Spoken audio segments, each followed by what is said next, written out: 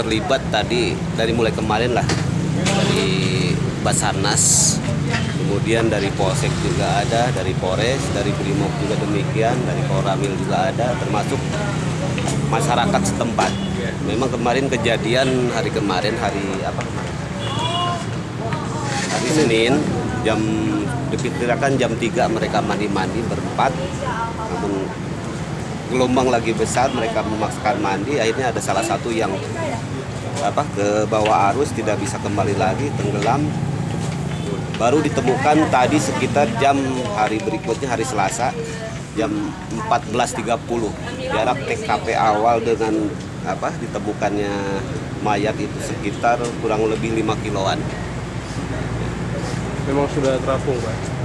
Nah, sudah ada di pinggir pantai. Karena kan ini di pantai Kampung Pulo. Desa Pulo. Ini rencana korban mau di kemana kan? Yang jelas tanggung jawab kami dalam hal kepolisian Polres Nagan Raya tadi sudah kita untuk di bidang kepolisian kita sudah laksanakan. Salah satu contohnya adalah masalah identifikasi sudah kita laksanakan. Masalah selanjutnya, masalah nanti kepulangan, apakah mau disemayamkan di sini ataupun dikembalikan ke negaranya, yaitu tanggung jawab perusahaan yang memanggil mereka. Ini memang kecelakaan, Pak, murni, Pak? Kecelakaan.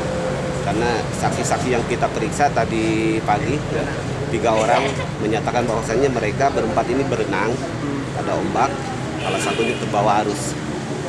Memang daerah yang rawan di situ, Pak, mungkin tidak ada tanda. Memang di situ nggak boleh berenang orang lautan lepas gitu kan. Harus deras, Pak. Iya.